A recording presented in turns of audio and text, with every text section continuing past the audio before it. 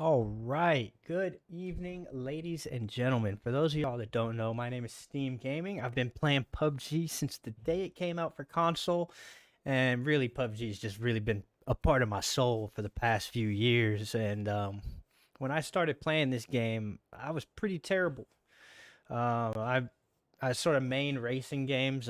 Back before I started playing PUBG, racing games were really my thing. So reaction time's never been a problem with me, but actually holding recoil and being accurate, tracking targets have all been things I've struggled with over my PUBG career.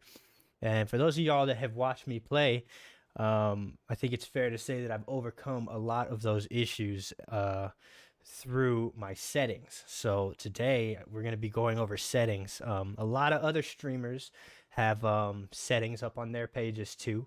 And this settings video is not to say that my settings are the A plus standard and that my settings are better than anybody else's.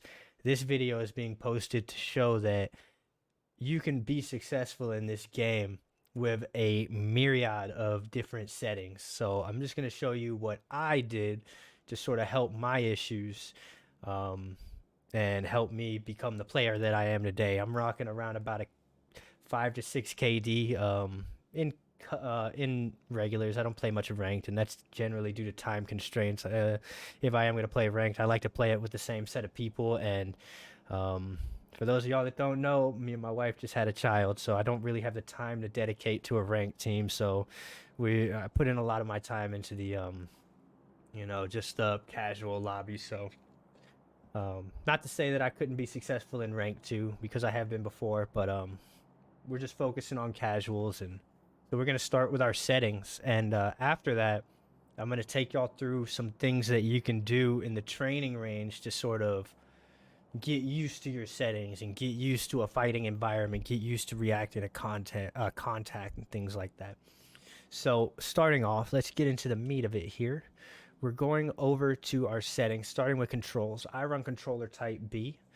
I've always run controller type B. Back before controller type B came out, this game was a lot more difficult for me. I know there's a lot of streamers that still run A, some run C, some run whatever this last one is, custom. So if you have different controllers and stuff, I run controller type B. I like it. I think it's the way to go for me. So we don't invert our X or our Y axis. I like up to be up, down to be down, left to be right. I'm sorry, left to be left, and right to be right. Right. So my right stick dead zone, starting there, my right stick dead zone is set at a 1. So we're talking about this right stick right here. The right stick controls the camera, looking around all different directions, right? And the reason I have my right stick dead zone set at 1 and not 0 is because of stick drift. These Xbox controllers are notorious for getting stick drift after a certain amount of time. In a game like this, if you're able to spam your lean button, like so, and you're constantly on your right stick, moving the camera around, getting contact from all different sides, having to turn around, having to look this way, having to look that way, it wears down on your controller. And after a while, that 0 dead zone will it'll start to work against you because you'll start seeing inputs in your controller that aren't really there and that aren't really taking place from your thumb. So I have it set to 1, tiny little bit of dead zone. And the reason it's so low also is because I want immediate response on my stick. I want, as soon as I'm turning my stick, I want it to be as immediate as possible. Somebody shooting me in the back, I want to be able to turn around. I want the stick to respond as soon as possible. So if we're running any lower, let's try this. We're running towards us. Somebody shoots us in the back. We turn around, engage the target, right? Let's go ahead and show you the opposite side of that. Oops. What's going on here? I forgot my buttons. Let me show you the opposite. Let's say we put it up to 35. Save. Go back. All right, we're running this way. Take contact from the back. It just takes a little bit longer to turn around, just a tad little bit longer. There's a dead zone in your stick on where that input starts to take place. And for those of y'all that don't know what dead zone means, let's say we have a 50% dead zone on our stick.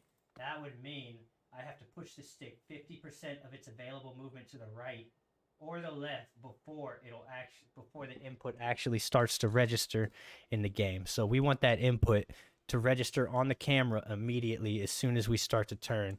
So let's go back into our settings, set that back to 1. And again, 1 because of stick drift. My left stick, the left stick which controls your movement, moving forward, moving backwards, left, right, all of that. That's what your left stick does. I have that set to 0. I don't really care about stick drift on my left stick because think about it like boxing. If anybody's ever been into boxing, right? You want to keep your head moving. You keep your head moving the whole time. You don't want anybody like if you get a good boxing coach, they're gonna tell you keep your head moving. It's gonna make you harder to hit, and that's the idea we're trying to accomplish here. That left stick dead zone set at 0 means that as soon as I move my stick to the right, I'm moving right. As soon as I move my stick to the left, I'm moving left. As soon as I'm moving it forward, I'm moving forward. As soon as I'm moving backwards, it's moving backwards. So we want no delay in our movement whatsoever. And again, these are the settings that work for me. These may not work for you, but I definitely recommend giving them a try. My sensitivities are definitely on the higher range, and they do take some getting used to. So moving on, vibration is enabled. I have it set to 5. At 10, 10 is very strong, and not that it's bad or anything like that. I know some people that run 1, some people that run 0. They don't want any feedback. I like a little bit of feedback when I'm shooting the guns. It's just personal preference there. I like it at 5. I think 10 is too strong. I think 0 is way too weak. Moving on. So you'll see everything right here from forward running sensitivity all the way down to vehicle driver sensitivity is maxed out. I'm going to take you through these one by one. So forward running sensitivity, right? The higher the sensitivity value, the easier it is to run forward. So pretty simple and basic, right? So the forward running sensitivity set at 50 coupled with that left stick dead zone set at 0 means I get immediate movement every time I move my left stick, right? So, we changed a few things there on accident. Movement sensitivity, higher sensitivity values will cause a character to run rather than walk at lower inputs. The way I play, I'm more of a pusher. I like to push the shots, get the angles, flank around once I'm close, and shoot you in the back. That's the way I like to play. So I don't do a whole lot of walking. I don't do a whole lot of crouch walking. It's mainly just running cover to cover and stopping, engaging, running cover to cover, stopping, engaging, shoot and move, shoot and move, shoot and move, shoot and move. So when we're not shooting, we're moving, and I want to be moving forward and running as fast as I can, as soon as possible. So forward running sensitivity with movement sensitivity coupled with that left stick dead zone all equals up to immediate movement on the stick. Very good stuff to know here, y'all. Vertical sensitivity multiplier. I have this set for 150 all the way up. And basically what this means, it's your right stick. And technically, it's the camera. But what you'll notice with the camera looking up and down, you see how fast I'm able to look up and down? There are some situations where this can help you on some of the more urban maps like Karakin, or maybe some of the more urban environments on Sandhawk. When you run around a corner, maybe there's a guy up in a window, you're able to just aim right up at him, and it doesn't take you forever. You're not moving up like this trying to shoot at him, or you don't have to get behind cover, line up the shot, then peek out and shoot. You can actually just turn, aim, engage. Now that wasn't the best target acquisition there. We probably would have done that with this being so close if I was shooting at that yellow dot, but it's basically the idea. But you'll notice when you're aiming down sight, it also affects your camera looking up and down when you're aiming down sight, which means you won't have to pull your stick back as far to control your recoil. And hopefully y'all heard me while I was shooting there. You don't have to pull your stick down as far to control your recoil. So when I'm controlling recoil, I don't have to pull down very far at all. I just have to, just kind of counteract the movement of the gun. And this gun right now, both of these weapons right now that I have no attachments on them. This works a little bit better for a person that likes to spray their targets down, because as you'll see with like an SKS, you got to get used to readjusting where your gun is aiming every time you take a shot, because it's not constant recoil, if that makes sense. Whereas an M4, something like this, is pretty constant recoil. That wasn't the best spray in the world. We'd probably spray something closer if we're running a 3x, and we're shooting from a distance and trying to shoot somebody maybe that's sitting behind this rock on the right side. So that's no attachments. That's about 50 meters, and that's with my vertical sensitivity all the way up. Now, if you post a video doing this, people are gonna be like, "Oh, you're using a strike pack." And let me just tell you right now, anybody can shoot like this. You need to get your settings right, and you need to practice, practice, practice, practice, practice. We're gonna get to the practice a little later on, but vertical sensitivity, I started off at about 130 because jumping from the stock settings all the way up to 150 is a little bit extreme. So if you're wanting to sort of walk your way up to full vertical sensitivity multiplier, start at 130, start at 120, give that a shot, run around the training game range, and then, generally over time, just start bumping it up and see how it goes. Right. General sensitivity. This is your free look camera, so your right stick, which is also going to take into account your right stick dead zone. Same with the vertical multiplier sensitivity. That coupled with the one dead zone makes for very accurate shooting. So say we're running this way, right, and somebody's shooting us in the back. We want to be able to look at them immediately. So this coupled with the dead zone will let you turn around as fast as possible. We got a 1 dead zone. If I was running a 0 dead zone, I mean, I could technically get a faster response on my turn and get turned around a little bit faster, but my controller is just a basic Xbox controller. They do go bad after about 6 months. It's just like any company. They're not going to make something that lasts forever because there's no money in that. They're going to make something that breaks, so that you have to buy a new one. But we're running. Somebody shoots us in the back. We turn around, crouch, engage the target. This just makes it so you can turn and look at anything as fast as you possibly can.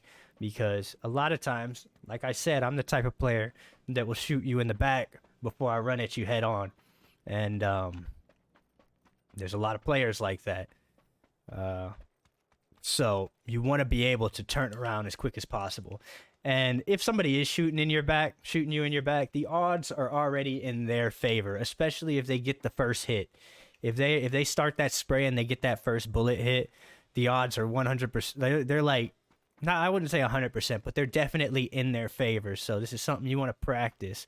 So you want to get it to where you can turn around quick, but you want to also practice, like, let's say, I don't know, let's say that tree is our target there, and we're going to have a mark on it for now, but you wouldn't normally have a mark on it, but let's see, that mark starts to shoot at us, turn around, re-engage, and start shooting at it. So not the best, I'm not warmed up or anything, not the best engaging of that target from turning around, but this is something you want to practice while you're in the training range. You don't necessarily know what you're going to be shooting at or where it's going to be, like I do in this situation, but practicing turning around and engaging things is something that's going to help you a lot. All right. So we spent a lot of time talking about those things. General sensitivity and vehicle driver sensitivity are the same thing, except one's on foot and one's in the vehicle. The same things apply. I have that maxed all the way out because I want to be able to acquire targets from 360 degrees as quickly as possible. All right, moving on. Aim acceleration, I have this turned off. The reason I have aim acceleration turned off is because so when people are running left to right, if I'm trying to spray somebody who's running left to right and I hold a constant spray and I hold a, left, let's say they're running right to left. So you're holding your constant spray, so you're compensating for your recoil, but you're also pulling left so that, so that you could track them as they run. What aim acceleration is going to do is it's going to start speeding up that right to left movement more and more and more and more. So I'm not 100% sure if aim acceleration works up and down, but I know for a fact it works left and right. So it definitely does make it more difficult to shoot people that are moving left to right. It does make it more difficult to shoot people that are driving by in vehicles. Aim acceleration, I would say use it if you have a problem acquiring targets and your sensitivities are a little lower. So if you're running low sensitivity and let's say you're always shooting right behind somebody, try adjusting your aim acceleration a little bit, because that'll help you compensate for, you've started shooting, you started your spray, but all the bullets are shooting behind that person. That aim acceleration is going to pick up your speed a little bit the longer that you hold that stick down, and eventually it's going to come into contact with that person that's moving right to left, assuming they continue to move right to left, right? But I have very high sensitivities, so I can make all those adjustments myself. We're going to get into those sensitivities here in a second. This is why I don't run aim acceleration, because when I start missing a shot, I can easily compensate for it, if you will, with my own thumb, as opposed to having a system in the game to do it for me. Over the shoulder aiming sensitivity, I've got that at 13. That's what feels good to me. These are all the things that you're going to want to start playing around with. This is where you should maybe stop. Maybe not, don't take everything I say from this point on as law. Everything from this point on is going to be your personal, the way you feel, the way the guns respond, how heavy your hands are, the whole 9 yards. So this is something that you got to play with. So I'm at 13 for over the shoulder, which is the same as my 1x, 2x, 3x.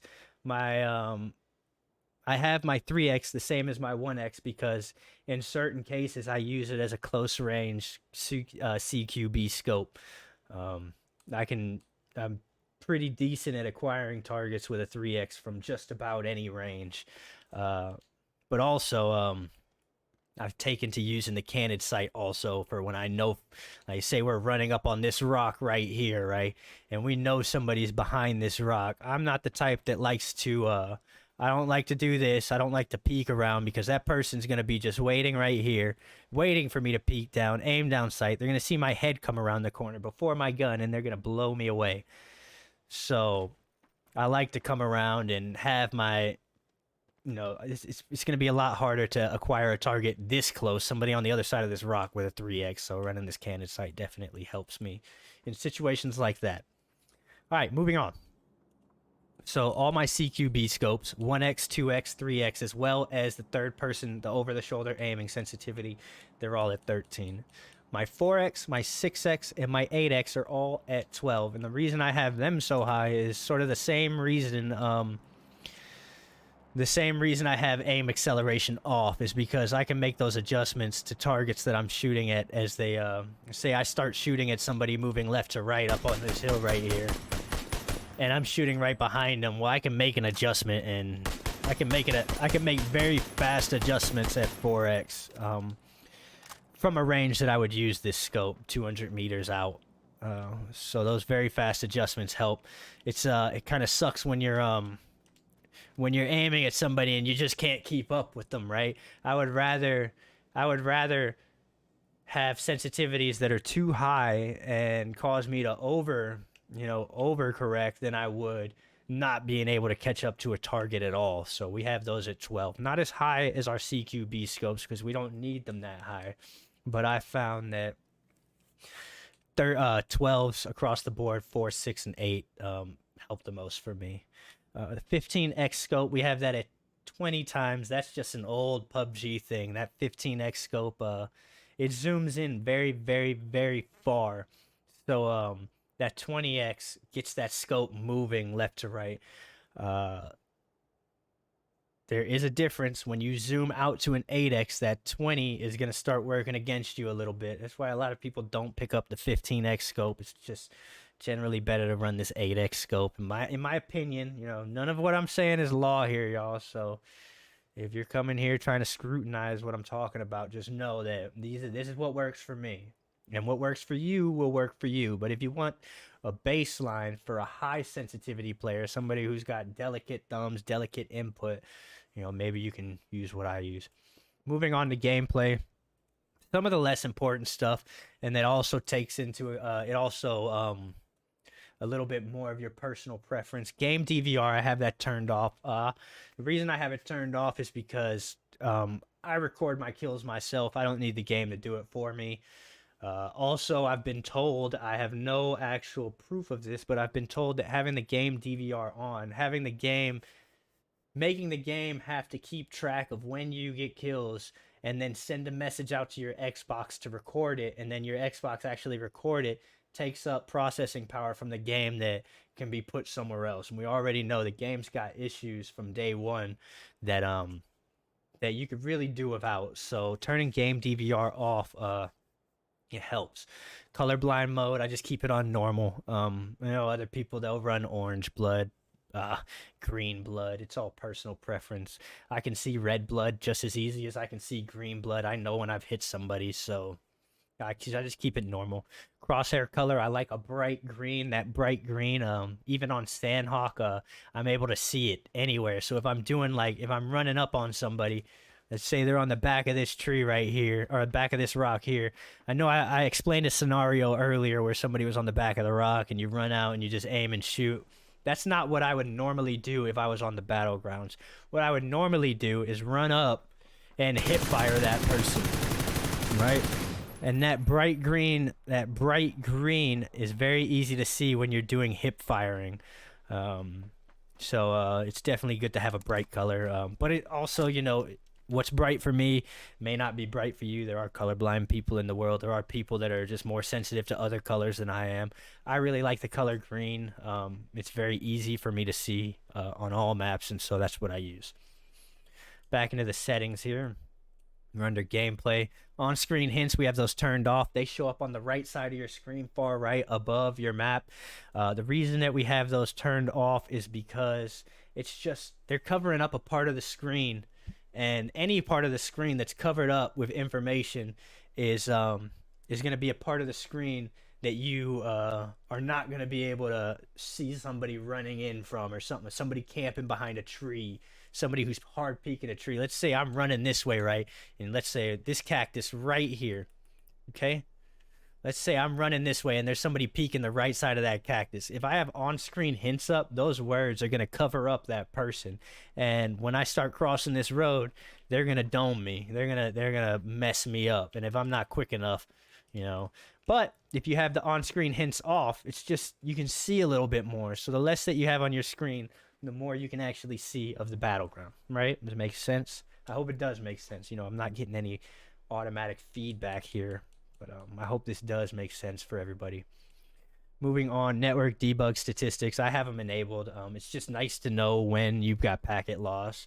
That all shows up in the top left of the screen. You can see it up there. It's nice to know what your connection is to the lobby when you have packet loss, when it's better to just back out of the lobby because you just can't get a good connection, and things like that. It can also explain things like you getting behind cover and then all of a sudden getting hit in the arm with bullets from somebody that's on the other side of the cover. If you got a high ping, it's desync, and there's nothing you can do about it. And so just knowing that there's nothing you can do about it removes a lot of the that negative emotion you can feel from having a game that has a mechanic, not even a mechanic, but I don't even know what the word is to use, a flaw. So it definitely helps remove some of the negative emotion that comes with having a game that has a flaw such as desync. Compass background, that's going to be the little black background over your compass. You can kind of see it. If I turn that off, it'll just be the numbers, and the issue there is those numbers. Let's say I'm running this way straight at the sun. As you can see, I'm going to try to line some numbers up there. That 240 is pretty difficult to see, but if that black background was gone, that 240 would be damn near impossible to see. And how are you going to call out a target that's in front of me? Let's say somebody's swimming towards us, and my team's all on a line here looking out for whatever reason. I don't think this would ever happen in game, but you never know. Some crazy stuff happens in PUBG. So we're looking out this way. How am I going to call that out? Oh, he's in between 210 and 240. You know what I'm saying? So put the black background on there. It just highlights the compass, makes it easier to see. I'm taking y'all through all of this, all of it. Loot flash effect. This is up to you. You got pulse and you got glow. I like glow because pulse is kind of distracting. So like it says, it pulses your loot, kind of draws your eye away. I already know every time I drop, I know what I want to pick up. I know what I want to use. It's almost always the same. It's almost always what I have in my hands right now. An M4 with a 3X and a cannon sight, and an SKS with a 6X or higher, or 4X, whatever. So, moving on. Inventory tooltips. I honestly don't know what this is at all, but we're going to go ahead and turn it off because we don't need any tips. Actually, we'll leave it on. I believe inventory tooltips is when you're in your inventory and you're looking at what you have. Honestly, I'm not even sure. Oh, there we go. I believe that is an inventory tooltip. It just tells you what the attachment does, what the scope does, what the bullets are, things like that. Tells you, it takes forever to pop up, so it's not something that's ever really affected my gameplay, because when I'm in my menu, I'm moving around very fast, making very quick adjustments, and I'm never on one thing long enough for it to pop up. So you can turn it on, turn it off. When you're just learning the game, maybe keep it turned on so you know what's the best thing to use on your gun. But also just know, taking time to read that takes time away from you actually fighting too. All right, moving on. Reticle type. We got default and custom. So I got custom. I like reticle type 5. I like a dot. Some people use other things. I think a dot is perfect because all you got to do is put the dot on the enemy. If I was using the diamond, if I was using this, then it's not just put the dot on the enemy, it's put the tip of the point on the enemy. Right here, it's line the enemy up in between the 3 marks. Right here, it's line the enemy up in between the 4 marks. But with a dot, it's literally just put the dot on the enemy, fire, and the bullets will hit. Right. And we use green because, like I said before, green's very easy for me to see. I do have a little bit of issue with the color red. I'm not colorblind by any means, but I do have a little issue seeing the color red on some of the maps. So we keep we keep the dots and we keep green for everything. Reticle brightness. Sorry, I'm having a little difficulty speaking here. I keep it on medium. The reason I don't have it on high is because high almost comes with, it'll put the dot there, but it also puts like this weird reflection around the dot that makes it bigger than it has to be. And that can lead to, let's say you're shooting somebody in the arm, or your aim, let's just say you're just off of your spray and the bullets are hitting them in the arm. If you have high reticle brightness, that reticle could very well be on them, but the bullets aren't hitting them. So you want to just keep the oh wow, we've been in here the whole time. We're gonna load up another training range here, y'all. Definitely a longer video, but I really want to go through this stuff. I've been saying for years now that I'm gonna go through this stuff with y'all. We don't necessarily have to load up the training just yet, and we'll maybe save our because the video's already gone so long, we'll maybe save our training part of the video for another video. We'll just go over my settings this time. All right, default firing mode for handguns, SMGs, ARs, and DMRs, all full auto.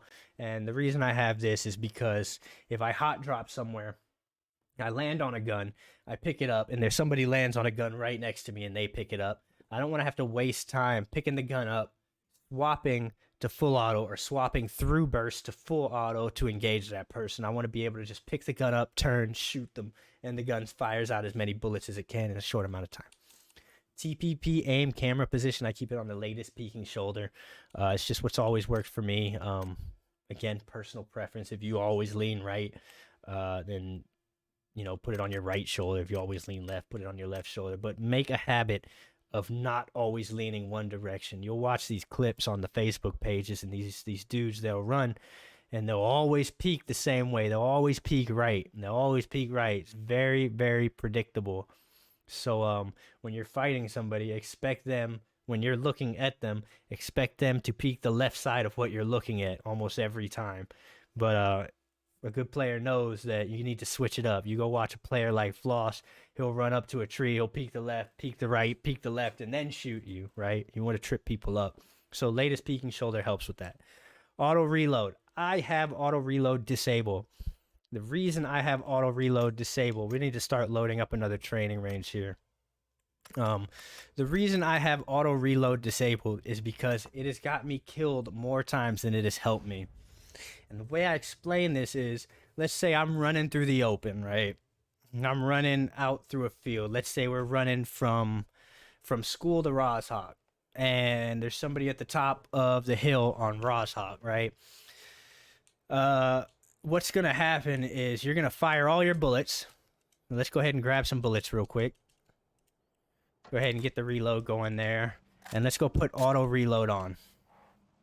And I'm gonna show y'all why I don't turn auto reload on, why I never recommend auto reload to anybody. Well, there's a lot of stuff going on in here, a lot more stuff to go through. All right, we got auto reload on, right? So we're running. Let's say our target's up in that window, right? And let's just assume everything around us is open field, so none of this actually exists, y'all. So we're shooting, but he keeps shooting back. We're gonna shoot all our bullets. And now, look, we're stuck in a reload, and we can't run. We can't move full speed, none of that. You're just stuck in your reload, right? Now, maybe you could switch guns, but then you're stuck without a gun that's it's loaded. So we turn auto reload off so that we never get stuck in a situation where we're just out in the open reloading a gun for no reason. I like to make a habit of getting behind cover before I reload, or at least getting behind visual cover before I reload the gun. So let's go back to auto reload, turn it off, shoot the same amount of bullets out. And look, my gun's empty. We move over to cover. Now, I said this cover wasn't here, but now we're assuming the cover's here. We move to cover, and now we're behind cover. Auto reload is off. We can start re-engaging, right? And you have not been killed in the middle of a field reloading and walking at a normal pace, because you can always run with an empty gun to cover. But while you're reloading, you can't run full speed. We're hitting up at about 30 minutes, y'all, so we're going to try and speed it up here for y'all. We really wanted to put as much detail into this as I could. Auto equip attachments, I put it on enable. You know, it's pretty simple. A flash hider goes in the same place every single time. Yeah, you're always stuck with people like that. Flash hider goes in the same place every time. Compensator, same place every time. It just makes it quicker, right? If I pick up an extended mag, I want it to go right into the gun instead of me picking it up and then going to my inventory, putting it in the gun that I want, then backing out, then reloading, when I can just pick up the extended mag, reload, and get to fighting, right? Without going to my menu at all. Moving on, auto replace attachments. All right, auto replace. So when I pick up, let's say I have a flash hider and I want a compensator on there, it's going to put the compensator on in place of the flash hider. If I have an extended mag and I pick up an extended quick draw, it's going to put the quick draw in place of the extended mag. Auto replace weapon skin. I have my own weapon skins. I don't want to see any of y'all's weapon skins. So I put auto replace weapon skins on so I can see the skins that I've earned. Same with the vehicle skins. Hide helmet. I've got a hat on. I've got headphones on. I don't care what the helmet looks like. The helmet looks the same every time, and I don't have a skin for it. So hide helmet is on so that I don't have to look at the same helmet every time I play. I can look at the stuff that I actually put on my character and not leave it sitting on the floor somewhere. Now, radio message, you want it on enable. Button preset, option 2, radio message, quick ping, enable. And the reason being is, why does it keep doing this to me? Yes, that's fine, dude. All right. The reason being is so that you can press your, you can do a ping with one press of your right stick. So you press your right stick one time and you got a ping, right? You don't have to spam it. You don't have to pull up that stupid weapon wheel. This is what makes it so that you can do those quick pings. You can, let's say, target right, target there. You know, there he is. Target there. Get wrecked. All right, cool.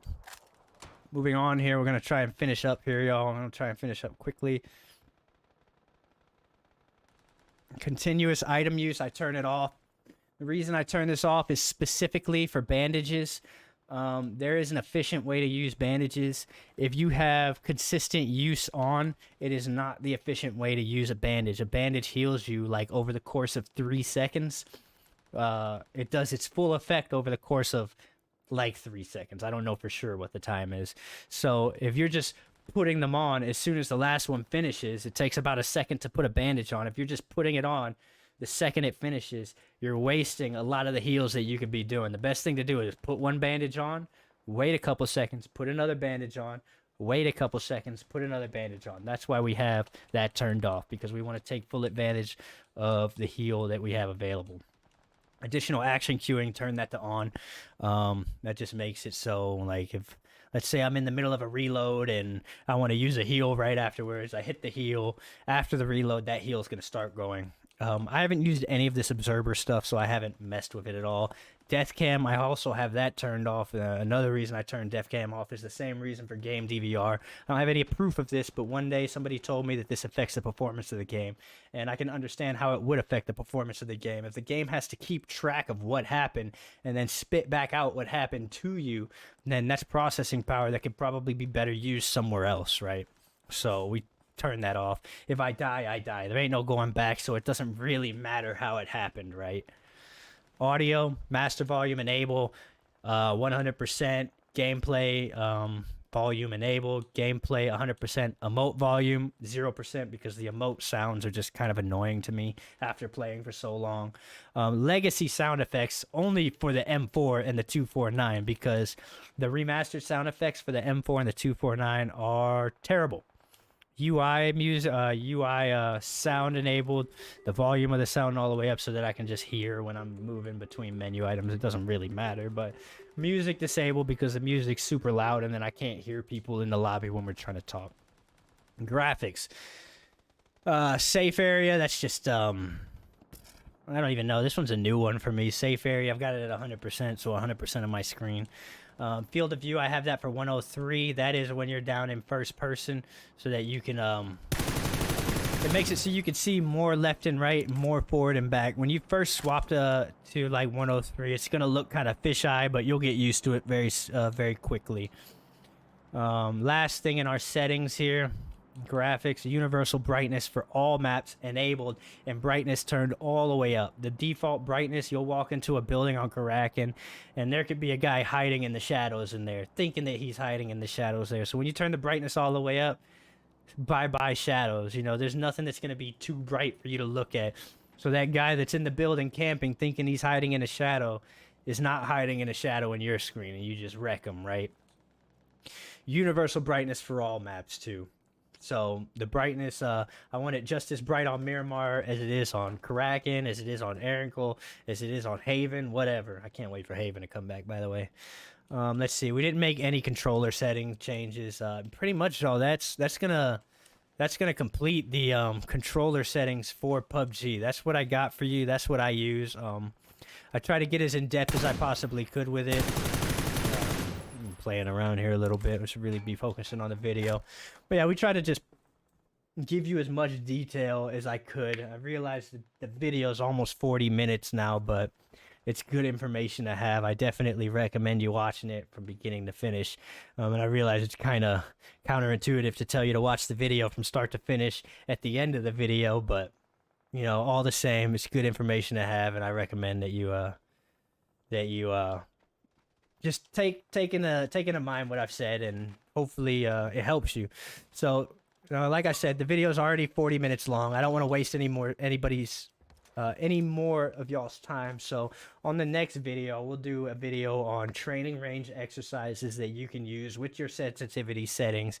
It'll help you sort of acquire targets better. It'll help you turn around, acquire targets behind you better. It'll help you spray down a guy that's running left to right. It'll help you spray down a vehicle that's driving left to right or right to left. You know, we're not exclusive on which way we're shooting people. I'm going to show y'all what I did to help me really take my game to another level simply using the training range. So that's the end of our settings video, y'all. I hope that y'all get something out of it. I hope that it really helps y'all. We are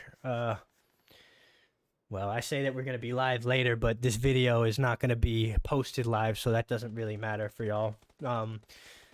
If y'all aren't following the page already, I'm Steam Gaming, Steam X Gaming, facebook.com/Steam X Gaming. We run with everybody. I'm always cool with running with people. If you want to add me on Xbox, here's my gamer tag, Steam X Gaming. Feel free to add me.